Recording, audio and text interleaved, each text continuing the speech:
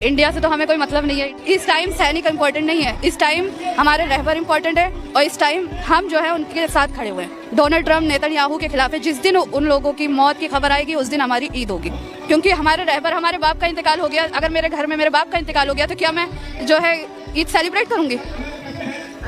इतनी दूर और आप पिताजी मानते हैं, बाप मानते हैं ना, क्योंकि वो हमारे बाप है। जम्मू कश्मीर में तमाम लोग हैं, पैसा रुपया सोना चांदी सब ईरान भेज रहे हैं, दान कर रहे हैं। हाँ, तो वो तो ठीक है ना। और इस टाइम हम जो है उनके साथ खड़े हुए हैं। यानी कि वो पुलवामा में मारे गए थे, तमाम लोग कह रहे हैं उनके परिवार में भी ये मातम छाया था। उस टाइम पे भी अगर जम्मू कश्मीर के लोगों ने अपना योगदान दिया होता, पैसा रुपया, पहलगाम जैसा हमला हुआ था जहाँ धर्म पूछ के मारा गया था, उसमें यहाँ पे हो रहा है ईरान के लिए, ईरान के लिए हो रहा है, जन्नतुल बकी के लिए हो रही है ये सारी बातें। सैनिक इंपॉर्टेंट है इस देश। इस टाइम सैनिक इम्पोर्टेंट नहीं है, इस टाइम हमारे रहबर इम्पोर्टेंट है। ये ईरान अपने देश में सैनिकों के लिए क्यों नहीं होता? ये ईरान अपने देश में हमला होता है, सैनिकों के लिए क्यों करेंगे? हम जो है हक के खिलाफ है, हक के खिलाफ नहीं जाते। जो लोग शराबी, कबाबी, शबाब, आजकल का यही तो रोल चल रहा है ना।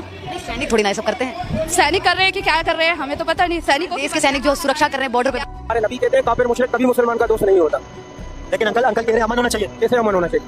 हक ये है कि मुसलमान के ऊपर कोई जो है ना एक उंगली उठाए, मुसलमान जो है ना उसको पूरा उसका हाथ ही काट दे, उसका सही ढंग से अलग कर दे। हमारे नबी का भी फरमान है, काफिर मुशरिक हमारा दोस्त कभी नहीं हो सकता। काफिर मुशरिक हमारा दोस्त नहीं है, नहीं है, नहीं है, अमन नहीं हो सकता। उनको सिर्फ मारना है, सिर्फ उनको कत्ल करना है, जो हमारे इस्लाम का भी हुक्म है। समझ गए? इंडिया का श्री राम दोस्तों, आप इस महिला की बात सुनिए। ये कैसे मतलब बदसलूकी कर रही है, कैसे मतलब हमारे हेवर, हमारे थेवर, हमारे फेवर, उसके बाप है, वो है, ये है। अरे भाई, इस देश में रहते हो, कम से कम इस देश के खिलाफ तो मत जाओ। इसलिए तो बदनाम होते हो तुम लोग हमेशा। क्यों? वाई? ऐसा करना बहुत गलत है। इंडियन आर्मी के बारे में इतना गलत बोल रही है, उसकी कोई ज़रूरत नहीं है। एक बार मैं कहता हूँ इनको बॉर्डर के साइड में रख के आ जाओ, एक बार, तब पता चल जाएगा कि भारत में रहना कितना सेफ है और भारत सरकार के हर चीज़ को, फैसिलिटी को कितना अच्छा है और भारत में कितना अच्छा इनको सेफ्टी मिल रहा है। आज ईरान, अफगानिस्तान, पाकिस्तान, सऊदी अरब, दुबई, कतर, जो भी इस्लामिक स्टेट है वो सारा इस्लामिक स्टेट है, ठीक है, भारत को छोड़कर। आज देखो उनका हालत क्या है। कोई चैन से खा भी नहीं पा रहा, पी भी नहीं पा रहा, सो भी नहीं पा रहा है। बहुत दिक्कत है उन लोगों को। कभी ना कहीं ना कभी भी हमारे घर में मिसाइल ना आ जाए, एक गिर जाए, कुछ भी हो सकता है। ऐसे लोग मतलब खौफ में रहते हैं। और भारत में, भारत के मुसलमान इतनी चैन से रह रहे, इतनी आराम से ज़िंदगी जी रहे कि उनके लिए ना कोई ऑप्शन ही नहीं है। क्यों करते हुए सब? तुम कांग्रेस बीजेपी करो, हमें मतलब नहीं है, वो चॉइस होता है, अपने पर्सनल चॉइस है, ठीक है। लेकिन तुम्हें इंडियन आर्मी के बारे में गलत क्यों बोलना है, देश के खिलाफ क्यों जाना है, यही तो हमें अच्छा नहीं लगता। इसलिए तुम लोग ना जिहादी कहते हो ना, इसलिए यही सही है तुम्हारे लिए ऑप्शन, ये वर्ड है।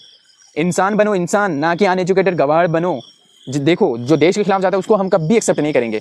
आप इस महिला की बात सुनो, इसको हेवर तेवर जो भी चाहिए तू यहाँ से ईरान शिफ्ट हो जा, बैन तेरे के लिए उधर ही सही है। भारत तेरे लिए सेफ नहीं। जिस दिन गांड में घुसाएगा ना, तब पता चलेगा भारत के मोदी कितना इंपॉर्टेंट है और ये देश कितना इंपॉर्टेंट है और ये हमारी इंडियन नेवी फोर्सेस, हर एक फोर्स कितना इंपॉर्टेंट है हमारे देश के लिए है और तेरे लिए। क्योंकि जो चीज़ जिसके पास रहता है उसको कदर नहीं होता। पहली बात, कदर तब होता है जब उसके पास नहीं होता है। तो इनको एक बार ईरान जाना चाहिए, अफगानिस्तान जाना चाहिए, पाकिस्तान जाना चाहिए, या तो जो भी देश अभी मतलब वॉर चल रहा है उनके पास जाना चाहिए, तब